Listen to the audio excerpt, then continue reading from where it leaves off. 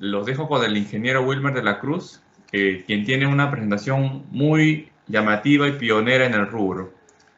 Contigo, Wilmer. Omar, muy buenos días. Muchas gracias a Distreluz por la invitación y reciban un saludo muy cordial de parte de la familia de Global Mapping y el ingeniero Juan Peña Rieta, quien es el fundador de la compañía. Voy a compartir la presentación e iniciamos.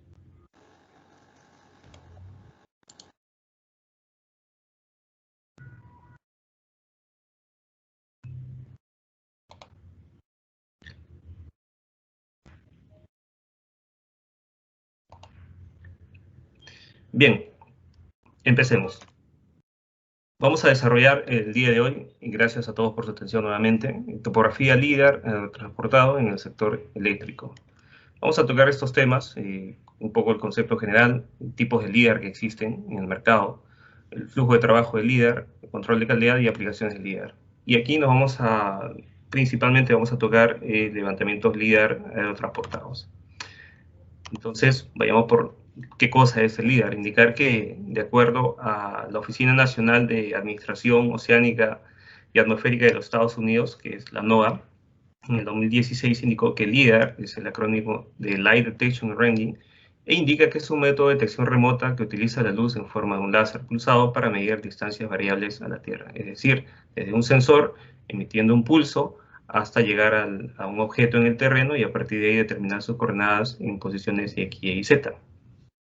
Entonces aquí vamos a conocer y entender de que si bien se indica que es a través de un pulso, vamos a también indicar que cada pulso genera un retorno, como estamos indicando aquí, y cada retorno genera, digamos, un momento, un evento, y a eso se denomina un eco. Entonces, los ecos nos van a indicar cada vez que retorna el punto que se ha emitido, y vamos a verlo, digamos, gráficamente, una coloración especial, y sobre eso vamos a determinar qué objetos, digamos, están sobre la superficie y finalmente qué objetos están en el terreno. También un atributo muy particular de los sensores LIDAR, principalmente los aéreos, es que existe una imagen de intensidad producto de la reflectancia del objeto que existe en el terreno. Estos emitirán cierto nivel de reflectancia y darán una coloración y tendremos una imagen como si fuese un negativo, una imagen de una fotografía, ¿no? Un blanco y negro. Todo esto lo vamos a ver finalmente en una nube de puntos. Ahora, el LIDAR como tal es un sensor que está emitiendo este láser, obviamente, y la forma de cómo llega al terreno es a través del desvío de un espejo. Estos espejos pueden ser giratorios, rotatorios, o pueden ser en forma de cuñas, ¿no? Y según la característica de este espejo, básicamente la composición del sistema, nos podrá dar distintos patrones de escaneo que vamos a ver después de esta lámina. Aquí nos vamos a indicar que en LIDAR existen pulsos, y estos pulsos pueden ser únicos o multipulsos. La diferencia de esto básicamente es que nos va a dar cantidad de puntos. Un equipo, un sensor con un pulso único nos dará una menor cantidad y podría darnos 1 punto, 2 puntos por metro cuadrado. Sin embargo, en un sensor con una capacidad mayor, es decir, un multipulso, podría darnos tranquilamente 100 puntos por metro cuadrado. Entonces, aquí en este esquema, básicamente vamos a indicar lo que hemos comentado hace un momento, que existe un láser y a través de ese láser viajan los pulsos, existe un retorno, digamos, en el primer objeto que encuentre, vale decir, digamos, las copas altas de los árboles o también, en este caso, las líneas eléctricas o las edificaciones o antenas. Entonces, cada retorno que encuentra este pulso va a regresar al equipo y eso lo va a hacer, digamos, en objetos con partes altas, medias y bajas. Y finalmente, cuando ya llega al terreno, pues tendremos el último retorno. Otra forma de representar es justamente lo que estamos viendo en la imagen de la izquierda, pues tenemos pulsos en una primera etapa, un segundo pulso, un tercero y un cuarto pulso. Ahora, ¿de qué se compone un sistema LIDAR básicamente? Como componente principal vamos a indicar que es la integración de varios sistemas, en este caso trabaja con un sistema satelital, hay una antena que recibe esos datos, hay un sensor propiamente, y este sensor normalmente viene ya integrado a un sistema de medición inercial que es el IMU, y a su vez va a trabajar también con una referencia terrestre, si fuese el caso o fuese necesario realizarlo. Además de eso, existen componentes adicionales, como son los sistemas de giro, estabilización y detección pasiva a través de cámaras. Los sensores LIDAR de por sí no es que capturen imágenes y datos LIDAR a través de un solo sensor, ¿no? Sino que tienen que ser combinados y depende en este caso de los fabricantes que puedan tener una integración única, compacta, lo cual va a reducir de una mejor manera, digamos, los procesos, a diferencia de tener sensores diferentes, es decir, un LIDAR aparte y una cámara aparte donde los flujos de trabajo son distintos. Entonces eso también implica un procesamiento mayor. Entonces, de forma, a modo de esquema, pues estamos viendo que en esta línea roja es lo que representa, digamos, el barrido del escaneo, y lo que representa en azul estamos viendo la captura de la fotografía, ¿no? Entonces, volviendo a lo que indiqué acerca de los patrones de escaneo y la forma como el escáner realiza el levantamiento, existe principalmente este tipo de forma de capturas. Existen los lineales y los circulares. Con respecto a los lineales, como ustedes ven, hay patrones sinusoidales, que estamos viendo aquí en estas líneas rojas, hay patrones triangulares y patrones en raster, donde no existe un retorno, por así decirlo, del barrido. ¿Cuál es la diferencia de estos patrones de levantamiento? Pues tiene una particularidad que en el caso del seno, notan ustedes una mayor acumulación en los bordes de la línea, todo esto vendría a ser la línea de barrido, y una menor distribución de puntos en la nadir, es decir, en el centro de la imagen. Entonces, a veces, esto no conviene tanto porque estamos, si bien es cierto, aumentando la cantidad de puntos, pero son puntos que son en los bordes de la imagen, es decir, los puntos se encontrarían en este sector. Lo cual, digamos, el tener una mayor cantidad no nos conviene porque lo que necesitamos es que exista una mayor distribución de puntos en la parte central de la línea de barrido. Otra forma de levantamiento es el patrón circular. Lo que estamos viendo aquí en la imagen de la derecha justamente es un patrón circular. Ustedes ven los bordes, tiene un valor esférico, tiene un radio, y vemos también la silueta del patrón que ha hecho en el levantamiento, ¿no? Es decir, en círculos, desde que inicia hasta que termina. La ventaja de esto es que nos va a dar desde la posición del avión, digamos, información hacia atrás y hacia adelante del avión, lo que nos va a permitir también capturar, digamos, información oblicua, y podríamos tener también nosotros datos e información, por ejemplo, de edificaciones que nos permiten hacer un modelamiento en particular. Ahora, mencionemos también acerca de los tipos de LIDAR. Principalmente existen tres tipos de LIDAR, o tres tipos de sistemas en los que nosotros podemos trabajar. Existen los sistemas móviles, que son los Mobile Laser Scanner.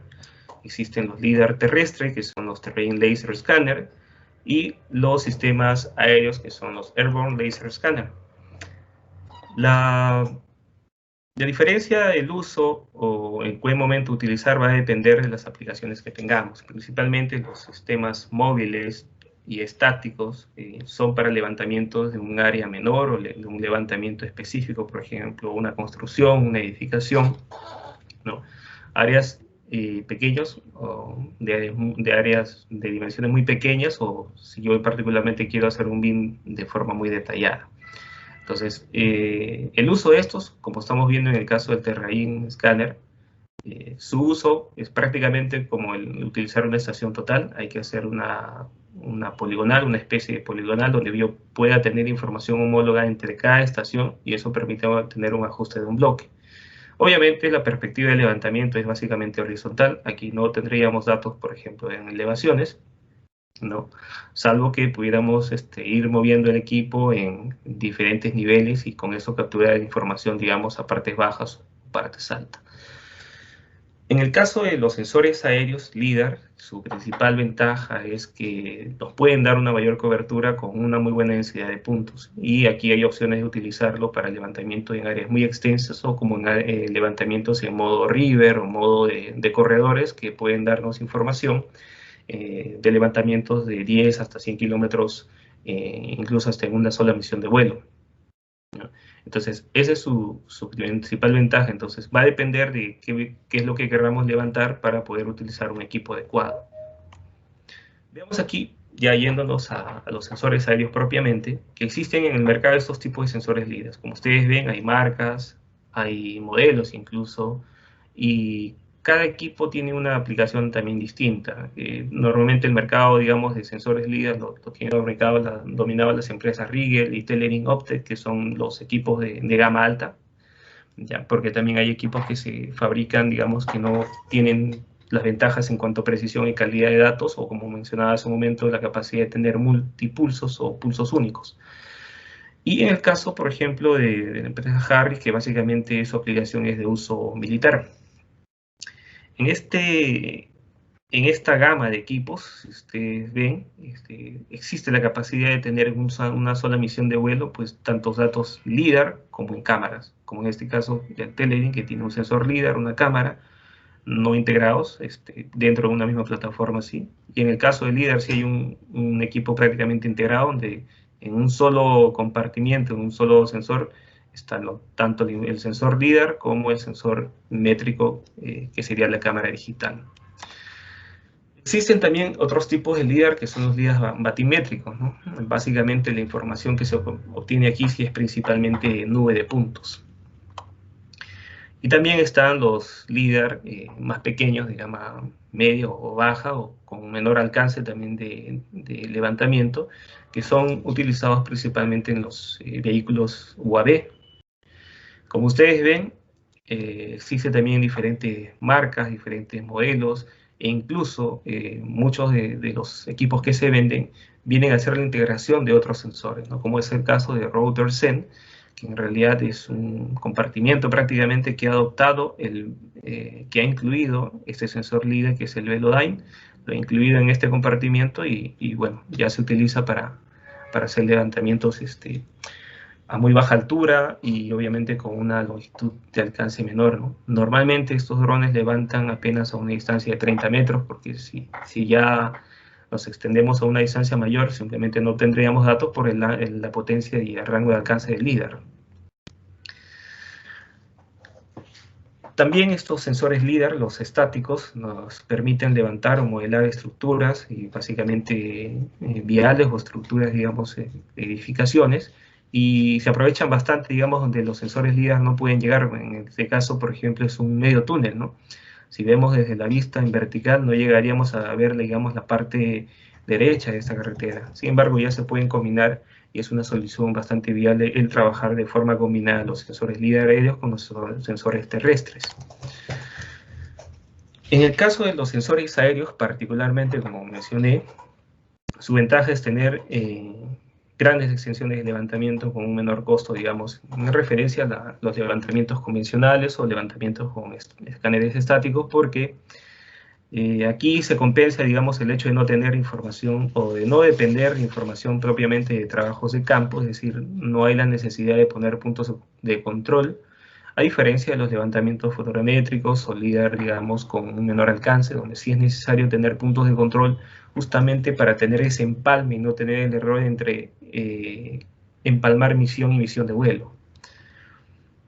Ahora veamos un poco acerca del flujo de trabajo LIDAR.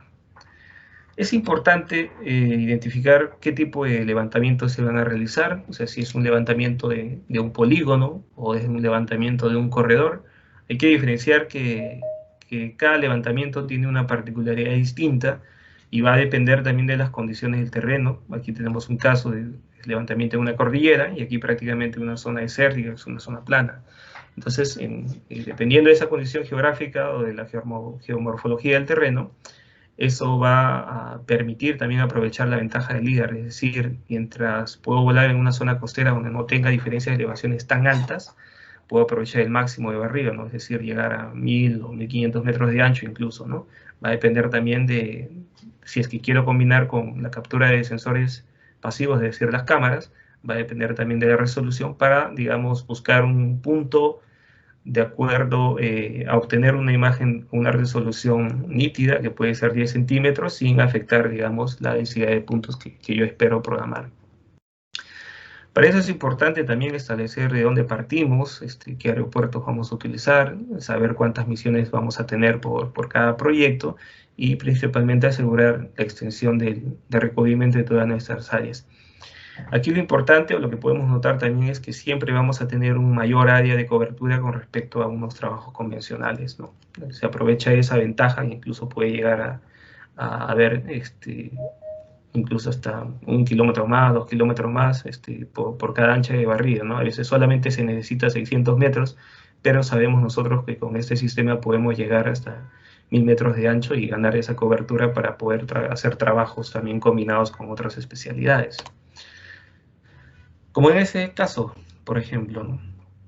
En el caso de los levantamientos para líneas de transmisión, normalmente están atravesando las ciudades, ¿no? Aquí se puede ver principalmente que los tramos son rectos, lo cual también beneficia a la misión de vuelo, y si se cuenta con una muy buena autonomía, pues esto puede reducirse quizás a una sola misión de vuelo. También se puede ver que hay un amplio margen de cobertura. Por ejemplo, aquí hago una medición y estoy capturando de que tengo unos 800 metros de ancho de cobertura, ¿no?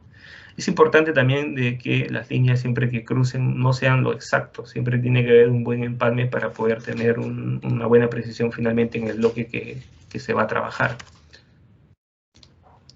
En esta parte, sí, para mí es muy importante dentro de la planificación. Como les mencioné hace un momento, habíamos visto una planificación sobre una región montañosa, sobre cordillera y sobre una zona desértica. Pero en este caso particular, digamos a nivel de selva, nos vamos a encontrar con este problema. ¿Qué sucede? Que a veces se pide una mayor cantidad de puntos sin tomar en cuenta la forma como deben ser levantados en la superficie, o sobre la superficie. Es decir, aquí en esta imagen puede haber, por ejemplo, 20 puntos por metro cuadrados, y aquí también puede haber 20 puntos por metro cuadrados programados. ¿Cuál es la diferencia? La forma como se levanta. Si bien ustedes ven esta característica que dice FOV, que es el ángulo de barrido, nos indica que es de 10 a 20 grados. ¿Qué nos va a dar eso? Nos va a dar verticalidad sobre el levantamiento. Es decir, que todos los rayos láser, todos los pulsos que lleguen, van a llegar a terreno porque van a tener una medición vertical. Es decir, no van a chocar con la copa de los árboles. Pero si yo espero tener 20 puntos por metro cuadrado, y no considere eso, y por el contrario busco ampliar para ganar, digamos, extensión y reducirme tal vez líneas de vuelo, va a suceder de que las imágenes o los disparos del líder van a ser más oblicuos, y en su mayoría de ellos no van a llegar a terreno porque justamente van a chocar con la vegetación que es alta. Entonces, si bien es cierto, sobre la medición o la metadata que pudiéramos tener nos puede indicar la misma cantidad de puntos, la calidad de información no va a ser la misma. Es decir, cuando nos toque hacer una diferenciación del modelo digital de terreno versus modelo digital de elevación, lo que vamos a tener es menor información a nivel de terreno, ¿no? Y va a suceder lo mismo también con las edificaciones o las vegetaciones altas. También es importante, como mencionaba hace un momento, el hecho de poder considerar también si lo que se espera también es tener imágenes, es volar, digamos, a cierta altura para poder tener una resolución aceptable.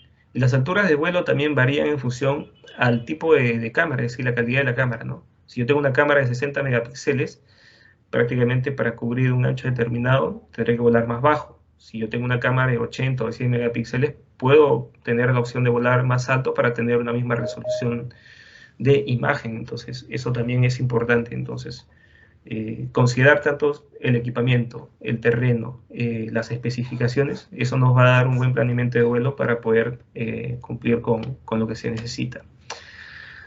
Además de la planificación, es importante nosotros obviamente trabajar con equipos que estén certificados y calibrados propiamente. Pero también existe, no es lo único que se conoce, también existen las calibraciones de montaje. ¿Y por qué es importante esta calibración de montaje? Lo que sucede es lo siguiente, la precisión de los datos LIDAR también están asociados a la aeronave con la que se va a levantar. ¿Y por qué les digo esto? Porque cada aeronave tiene cierta inclinación, tiene cierta vibración, tiene cierta condición que el sensor debe adoptar primero para que corrija todas las desviaciones que existen y pueda utilizarlas en el procesamiento. Si esos no se consideran, probablemente tengamos que hacer un proceso más exhaustivo o de repente considerar un poquito más en la tolerancia de los errores porque no tendríamos, digamos, la precisión final que nosotros quisiéramos. Entonces, cada avión tiene una posición diferente, tiene una inclinación diferente, entonces eso se considera, ¿no? Incluso hasta las vibraciones. Por eso que cuando se hace mantenimiento incluso de una aeronave, el equipo debe ser removido, nuevamente debe ser instalado y nuevamente debe ser calibrado. Además de esa calibración de montaje que se le llama, y ahí sí se va a considerar, digamos, si es poner un avión pequeño, un avión más grande, un avión de un solo motor, un avión bimotor o un helicóptero, entonces todo eso influye, ¿no? También es importante ya durante el vuelo hacer estas calibraciones, que son calibraciones de alineamiento del GPS y la IMU. Y esto para poder, digamos, hacer un procesamiento, que el procesamiento que realizamos sea el óptimo. Y consiste básicamente en realizar giros antes y después del área de proyecto que nosotros estemos realizando. También es importante que al ser una actividad, digamos, aeronáutica, adopte también ciertos requisitos y ciertos documentos o checklists que nos permitan tener un control del levantamiento propiamente, ¿no? Eso incluso implica saber nosotros en qué hora prendemos el equipo, digamos, en qué tiempo estamos próximos a la zona de trabajo para poder hacer la programación de la calibración en el aire e ir anotando también, digamos, los registros de los datos GPS, porque prácticamente eso nos da a nosotros la precisión de la información. Si pudiéramos ver o detectar que las señales no son oportunas, estos van a quedar anotados y quedará, digamos, bajo el criterio del operador del sistema en ese momento si hay necesidad de repetir línea por si fuese necesario, ¿no? Cosa que si no tendríamos ese control en el aire, probablemente esperaríamos a un proceso en gabinete y los resultados no serían los oportunos. Entonces, dentro ya de la misión de vuelo, para poder cumplir con el plan y tener la información de acuerdo al plan, es decir, cantidad de puntos y resolución de imagen, debemos básicamente tener el control tanto de la dirección de la línea de vuelo programada, la altitud y la velocidad. Estos aspectos van a hacer de que si yo vuelo más alto o más bajo, definitivamente va a aumentar o disminuir mi cantidad de puntos por metro cuadrado y también va a afectar a la resolución de la imagen. Si yo vuelo muy rápido a la programación, definitivamente también va a disminuir la cantidad de puntos y en el caso de la imagen lo que va a suceder es que las imágenes van a salir corridas o con cierto nivel de borrosidad, por así decirlo, ¿no? Si incluso las imágenes o las cámaras no tuvieran un sistema de compensación, eso sería más notorio. También se van a revisar y se van a controlar, o deberían en todos los casos siempre revisarse el progreso del vuelo, ¿no? Y va a depender también del operador, digamos, en ese momento cuál es la opción, porque no todas las líneas se pueden seguir de forma secuencial. Va a depender también de las condiciones, si en el caso por ahí se presenta una nube, pues, y me corresponde seguir en la siguiente línea, y la nube justamente está en ese sector, puedo programar una línea más adelante y con eso continuar el servicio. O lo que sucede también es que por tráfico aéreo a veces se corta, digamos, la continuidad, el avión tiene que salir de la zona de trabajo y al volver tiene que volver a calibrarse para, digamos, tener una secuencia completa del vuelo. Porque aquí la información se procesa de acuerdo al tiempo en que la aeronave está, digamos, en vuelo. Si hay un tiempo muy corto, es como medir un GPS en tierra. Mientras más tiempo le doy, mejores van a ser mis resultados. Si menos tiempo le doy, digamos, a las mediciones, no voy a tener, digamos, la mejor calidad de los datos, ¿no? La mejor precisión.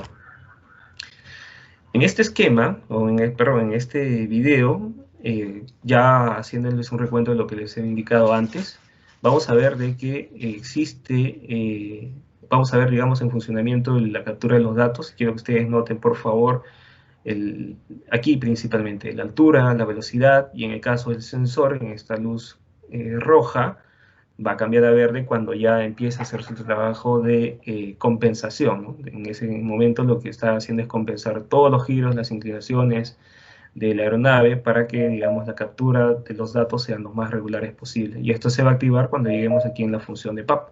Así que veamos esto. Como ustedes pueden ver, ya existe una aproximación y se va acercando, digamos, al eje de la línea programada, que son 12 metros, que ahora estamos en 5, y se va a mantener menos de ese rango. Ya el sensor aquí se va a activar y empieza a moverse, y pensar todos los giros, todas las opciones que tenga que hacer, digamos, producto de la navegación propia del vuelo, y va a empezar a hacer la captura de los datos.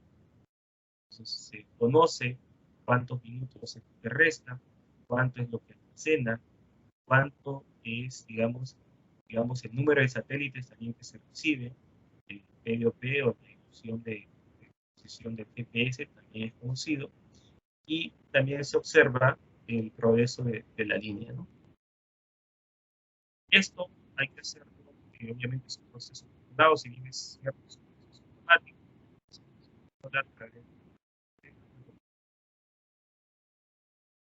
también se hace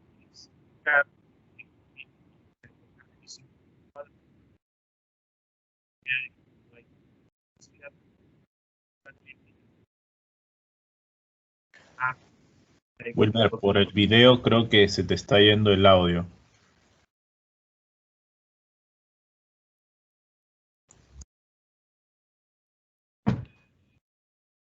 Gracias, Paul. Bien, entonces, básicamente era el funcionamiento del vuelo, ¿no? Y hemos visto, digamos, que se mantiene, digamos, en tanto velocidad y altura y en rangos, y lo que hace el operador para poder hacer un control de la misión propiamente.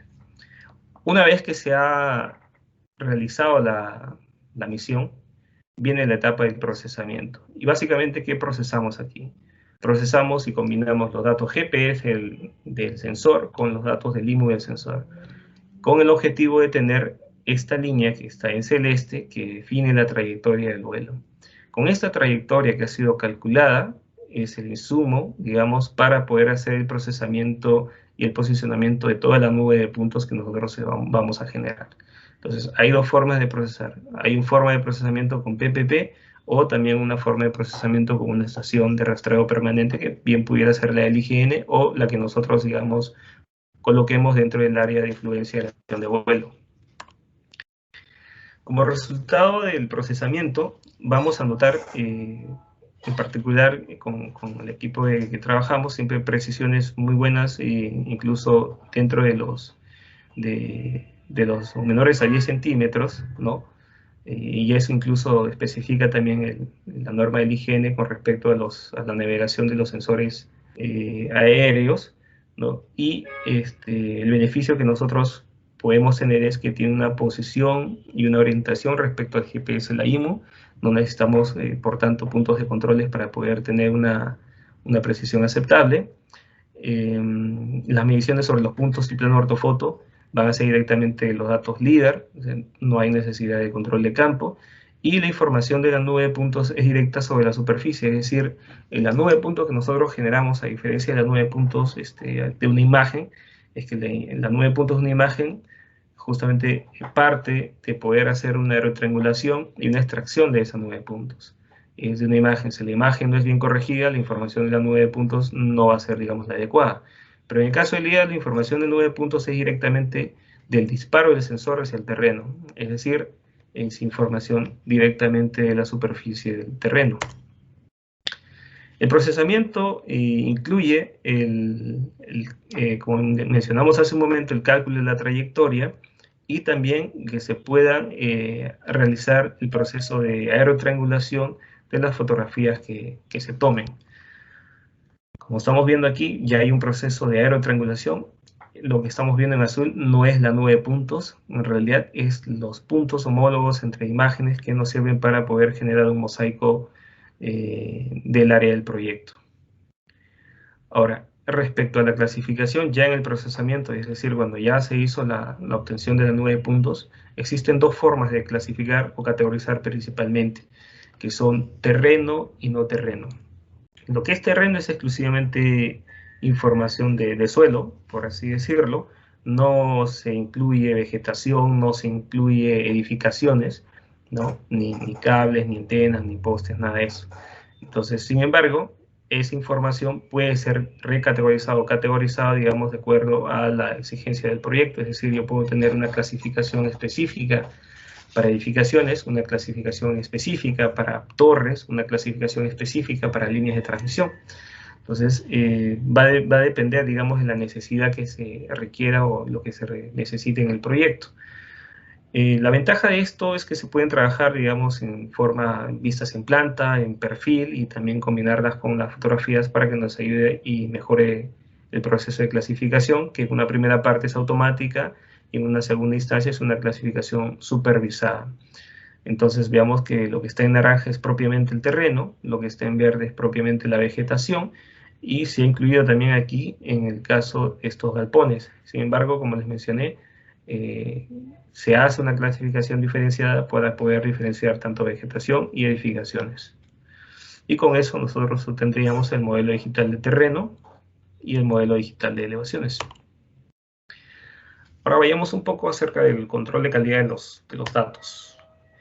Si bien es cierto, la cartografía que se genera con el LIDAR está muy asociada, digamos, a la escala del 1000, y por esa razón, digamos, que deben conservarse estas precisiones, pese a que no existe una normativa, unos términos o unas guías o un instructivo respecto al LIDAR, debemos, digamos, contemplar, digamos, y respetar estas precisiones que el Instituto Geográfico nos indica.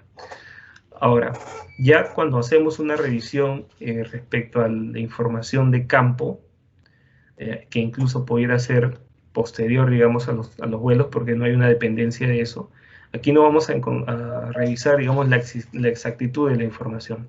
Todos estos puntos que vemos aquí son puntos certificados, que tienen una codificación por parte del IGN, y al validar o al comparar la superficie del LIDAR, pues vamos a encontrar diferencia de 2 centímetros, en algunos casos 11 centímetros, ¿no? Y un error medio cuadrático de 5 centímetros, lo cual, digamos, indica que respecto a un punto de control o vamos a tener, digamos, una buena exactitud de datos. Ahora, respecto al analizar, digamos, todo el levantamiento, aquí hay una información, una forma de evaluar bastante particular, muy buena, donde se evalúa todo el traslape de las líneas, ¿no? Y vamos a encontrar que las diferencias que pudieran haber entre línea y línea y la precisión que existe entre ellas, pues es menor a 3 centímetros en su mayoría de la línea, y estamos hablando de tener un 95% con esa precisión. Donde sí pudiéramos encontrar unas mayores diferencias es básicamente en los cuerpos de agua, entendiendo que no sea un LIDAR batimétrico propiamente, pero obviamente ese sector es excluido. Sin embargo, en toda la superficie de levantamiento, en toda la zona de empalme, siempre vamos a tener precisiones por menos de 3 centímetros respecto al levantamiento entre líneas. Ahora vayamos con respecto a las aplicaciones de LIDAR propiamente. A nivel mundial, los principales usuarios, digamos, o en este caso, empezaré diciendo, digamos, quiénes son los usuarios, digamos, mayormente a nivel mundial.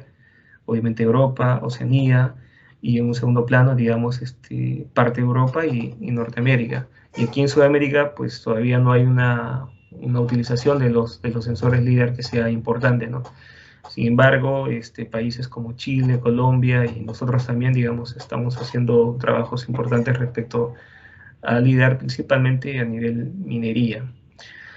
Los otros usuarios que emplean esta tecnología, pues obviamente se benefician la cartografía y los sistemas de información geográfica, la minería, la agroindustria, las construcciones viales, se han hecho proyectos también para parques eólicos a nivel de energía, para líneas de transmisión, mineroductos, oleoductos, catastro, arqueología, incluso la gestión social, porque por su alcance, digamos, permite llegar a sectores donde el levantamiento, digamos, no depende, digamos, de realizar trabajos, digamos, en campo. Vayamos, digamos, directamente con lo que es el sector eléctrico. Como estamos viendo aquí, los levantamientos pueden darnos una muy buena información respecto a todo lo que es líneas de transmisión, identificar también torres, y esto lo podemos representar o visualizar a través de puntos en RGB y puntos también en elevación. Además de eso, esto contribuye en el inventario y actualización de estructuras. Podemos hacer una vectorización e inventario también de las líneas de transmisión como hemos visto, una representación a nivel de puntos, una representación a nivel de curva de nivel, o TIN, o cualquier formato que sea necesario. Esto se va a poder tener una buena representación, incluso vectorial, de todas las líneas, ¿no? También contribuye en lo que son medición de catenarias y determinación de obstáculos, ¿no? Con esto podemos hacer mediciones directamente sobre los vectores que se trazan de la línea y el terreno. Además de propiamente los levantamientos de estas estructuras o las líneas de transmisión, también contribuye una información bastante importante en la identificación de zonas de deslizamientos en las áreas de influencia de estas líneas de transmisión, porque normalmente pues, las torres no están construidas sobre zonas planas, sino llevan la energía a través cruzan la cordillera, y estamos pasando lugares con bastante pendiente, bastante cambio geomorfológico, bastante derrumbe. Entonces, analizar digamos, el espacio, el área de servidumbre que puedan tener, digamos, estas líneas de transmisión es importante también. También hemos realizado algunos levantamientos de lo que corresponde a estaciones eléctricas integrales, y podemos tener una información muy completa de lo que es una estación eléctrica, quizás no al detalle de poder determinar pues, espacios, digamos, reducidos de 10 o 20 centímetros, pero sí con mucha información de cableados, de antenas, torres, estructuras en general que nos pueda a nosotros tener información o servirnos de inventario de lo que tenemos con una vista bastante integral. También, por el nivel de los datos, si tenemos una mayor cantidad de puntos, podemos hacer modelamientos bastante interesantes con el LIDAR, solo con el hecho de utilizar una nube de puntos, como es este caso. Esta imagen que estamos viendo no es una fotografía en sí, es la representación de toda la nube de puntos con la adoptación, o ha adoptado la coloración de la imagen, y lo que estamos viendo aquí es prácticamente nube de puntos, ¿no? Aquí hay unos espacios, digamos, en los laterales de estos edificios donde se pueden ver que hay una distribución de puntos, y con eso podemos darnos cuenta de ello.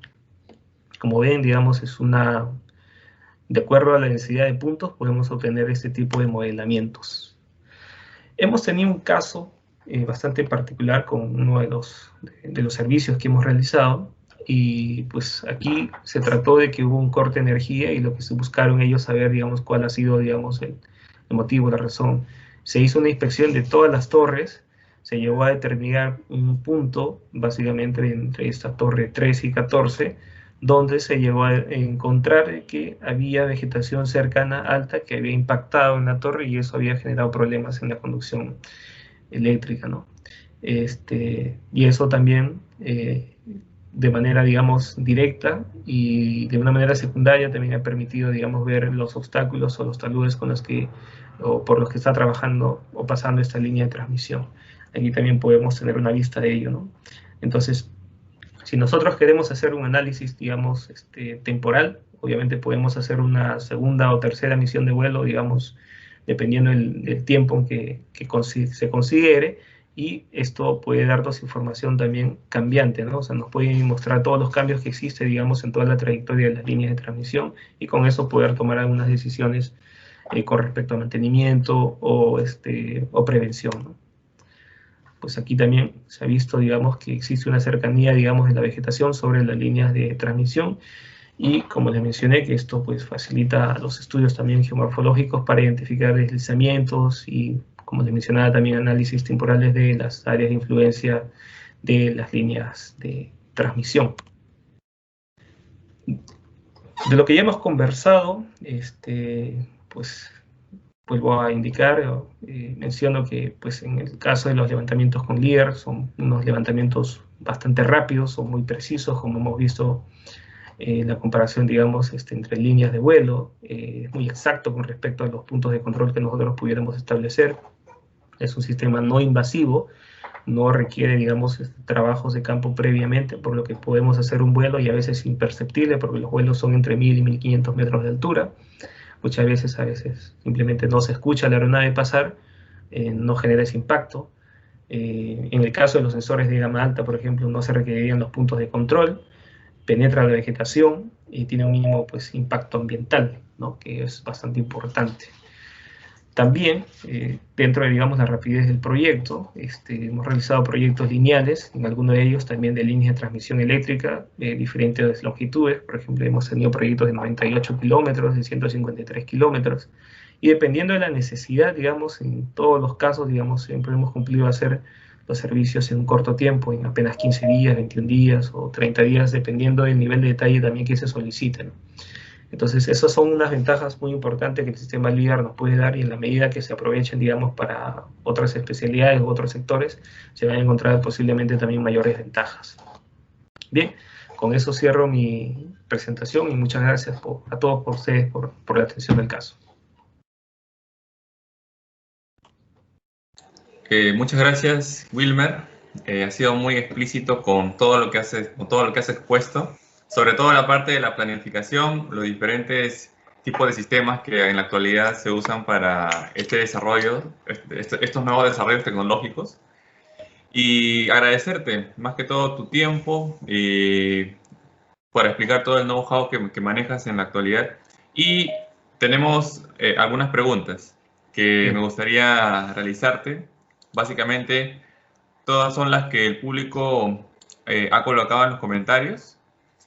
Y principalmente ahorita comenzar con una que tenga que ver con temas de precisión. Aquí consultan qué tan precisa necesita ser la información que se recolecta con LiDAR, y dependiendo de esa precisión, ¿cuál sería la implicancia en el presupuesto para la toma de datos en general? Gracias por la pregunta. En realidad, si yo lo que busco es tener, digamos, dependiendo de lo que voy a modelar, ¿no? Si voy a modelar superficie de terreno propiamente, o sea, me basta con hacer un vuelo y tener una precisión de 5 o 10 centímetros, porque a ese nivel se maneja la cartografía.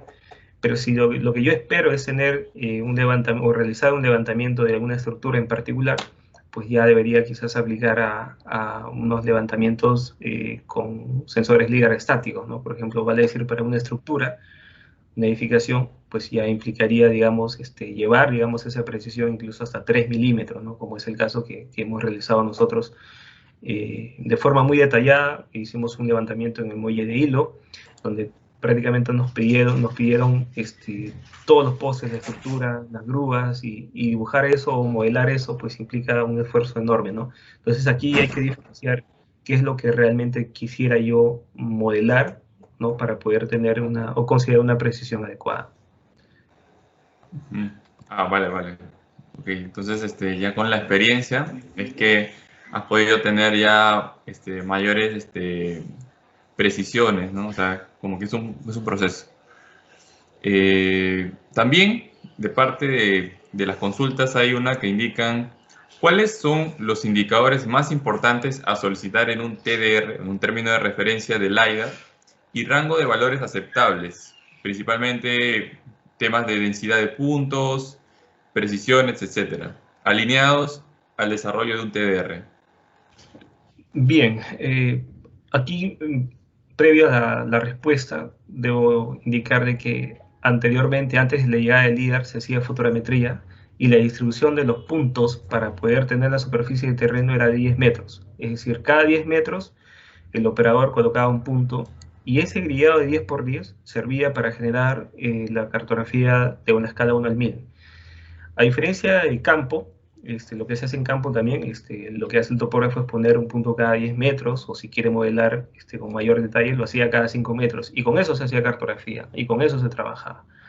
Hoy en día, dependiendo de la necesidad, yo pudiera aprovechar, digamos, de la tecnología y tener una mayor cantidad de puntos. ¿En qué me beneficiaría eso? Quizás ya no tenga que ser líneas de quiebre, ¿no? Y si yo voy a trabajar a una escala 1 al 1000, realmente me bastaría con tener incluso hasta un punto por metro cuadrado, porque voy a modelar, digamos, con un muy buen nivel de detalle la superficie. Pero si quiero ir más allá, de repente modelar o tener cálculos de volúmenes, por ejemplo, ¿no? Para levantamiento o áreas muy pequeñas, pues aumento de la densidad y podría tener quizás un espaciamiento entre puntos de 20 o 30 centímetros, ¿no? Lo que implicaría tener más o menos una densidad entre 20 o 30 puntos por metro cuadrado. Entonces, es mucha la información y va a depender también de la capacidad en la que se tenga. En cuanto a términos de referencia, pues eso, si se fija una escala 1 al 1000, no sería, digamos, tan necesario tener tanta cantidad de puntos cuando con un mínimo se puede realizar también una topografía a detalle. Vale, vale, ok. Entiendo perfectamente. También, esto ya es una consulta más, más técnica, de repente de los software o hardware que se manejan en este tipo de servicios. ¿Se requiere de una memoria abundante en nuestro ordenador o computadora para almacenar toda la información recolectada con LiDAR? Afortunadamente no, pero sí es importante, digamos, tener un espacio. O sea, ya en realidad, incluso cuando se trabaja con sistemas CAD, pues todos los ordenadores tienen pues 1 tera, por decir, de información, ¿no? Y eso es lo que llega, digamos, al usuario final. A ver, cuando uno captura la información, captura informaciones de 8 teras, 16 teras de información, incluso hasta en un solo vuelo. Esa capacidad de datos se duplica porque obviamente son datos comprimidos cuando llega el procesamiento, llega, digamos, a nuestros equipos y esa información a veces se duplica. Es por eso que nosotros, cada computadora que nosotros manejamos, pues estamos hablando de supercomputadoras que tienen 8 teras de espacio como mínimo, ¿no?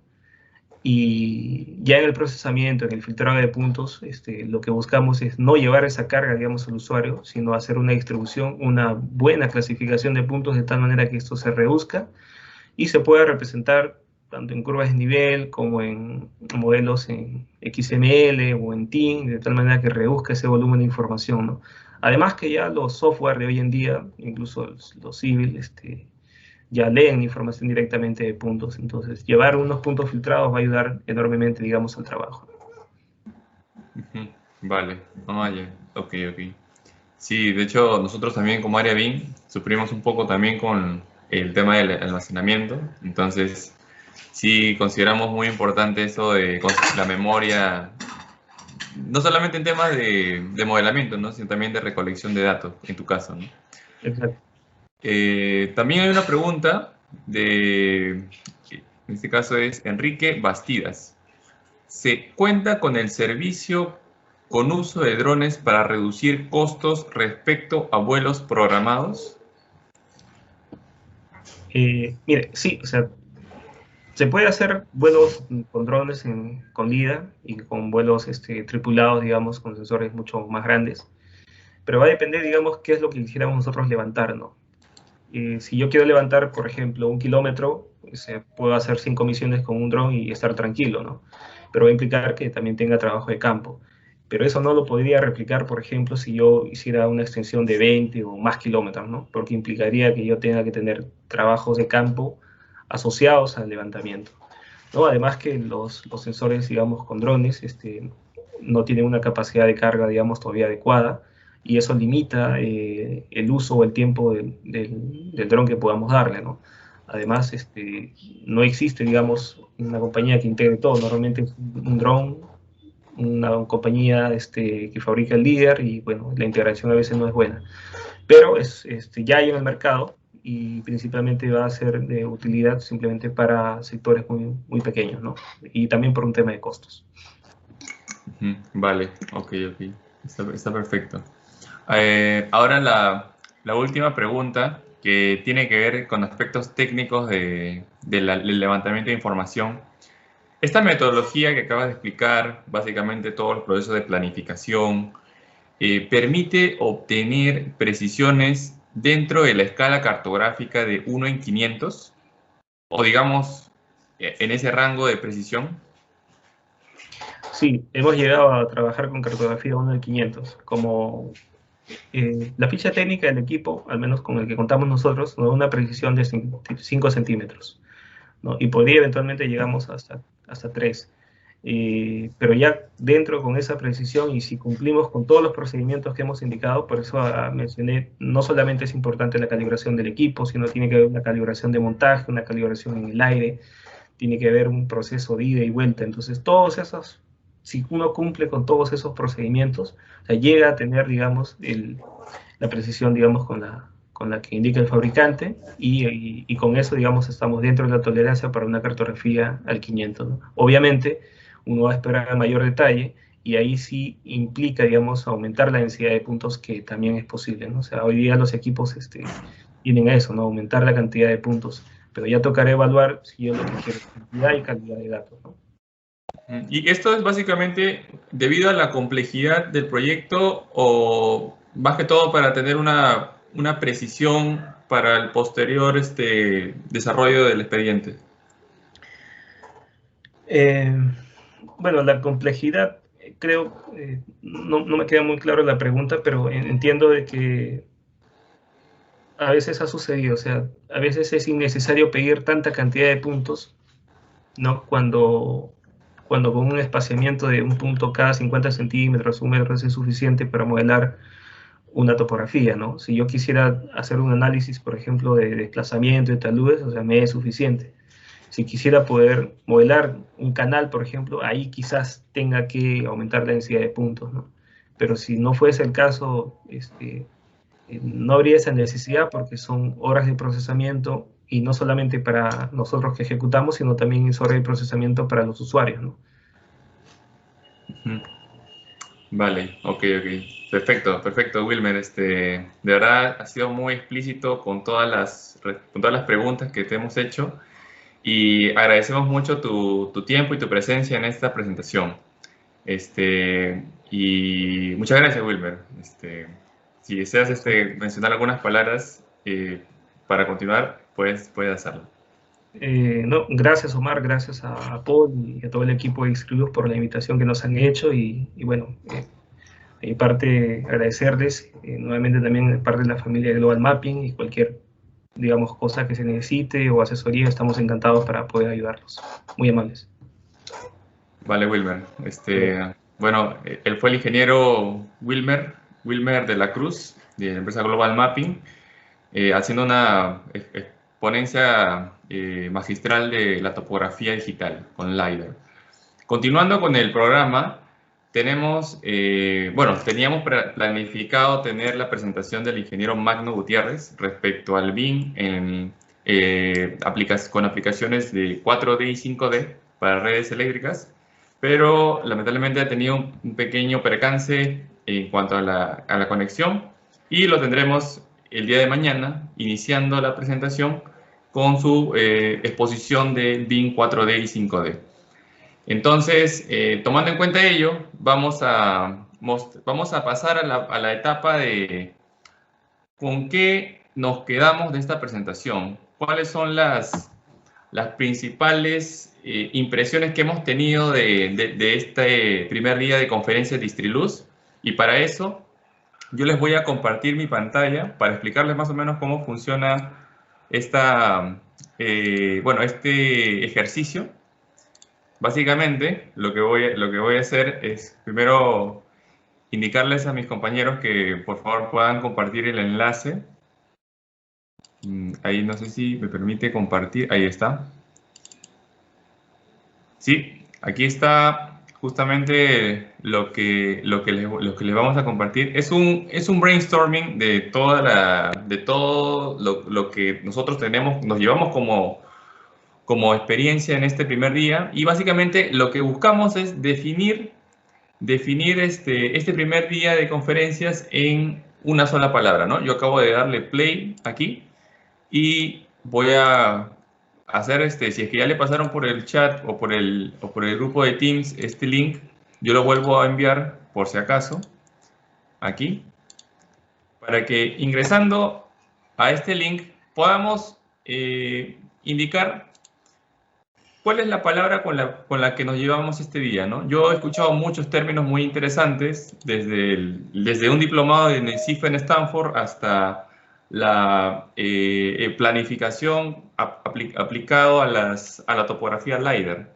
Entonces, básicamente es ingresar al link y colocar la palabra principal con la que nosotros nos quedamos en el día de hoy. Para mí, la topografía Lider me pareció algo alucinante y por eso lo coloco, ¿no? Entonces, por favor, tengan la libertad de ingresar ese link para poder hacer este brainstorming y continuar con la fotografía final de este primer día de conferencia de Istriluz.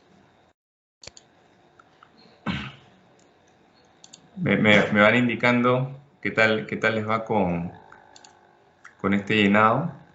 Ahí justamente voy a revisar un segundo. Tengo esto.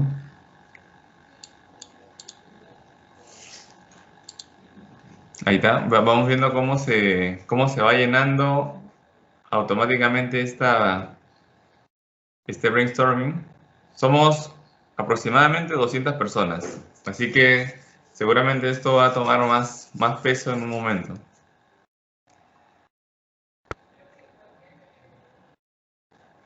Ahí tenemos palabras principales, ¿no? Cada vez que repetimos una palabra, la imagen se vuelve más grande. Entonces, notamos que innovación es algo que está presente a lo largo de las presentaciones que hemos tenido, las 4 presentaciones. Transformación digital, muy importante como apertura de parte de Germán. Muchos buenos comentarios de parte de todos, además de BIM, que de todas maneras tiene que estar presente en esta metodología que tanto estamos implementando paso a paso. Desde software, hardware, dimensiones BIM, vemos cómo es bastante la tendencia, ¿no? hacia el BIM, transformación digital, innovación, que claramente son cuestiones intrínsecas, ¿no? de la mentalidad que pretendemos interiorizar en cada uno de los colaboradores, en este caso de Istriluz. Voy a ponerle ahora, un segundo, modo en presentación. Sí está, me parece, en modo presentación.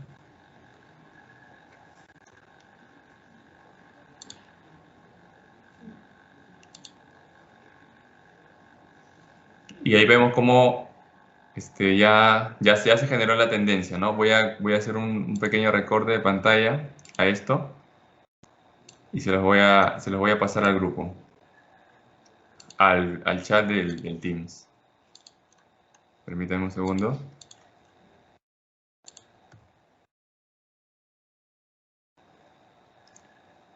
Bueno, continuando, los dejo con Katia, que tiene un mensaje también posterior a este brainstorming que estamos desarrollando.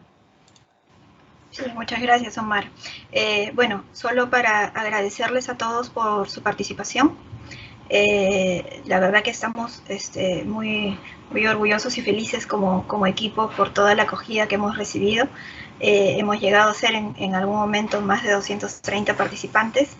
Les agradecemos a todos, esperamos que esto haya sido importante para ustedes y también que logre algún cambio al interior de sus empresas y de su organización.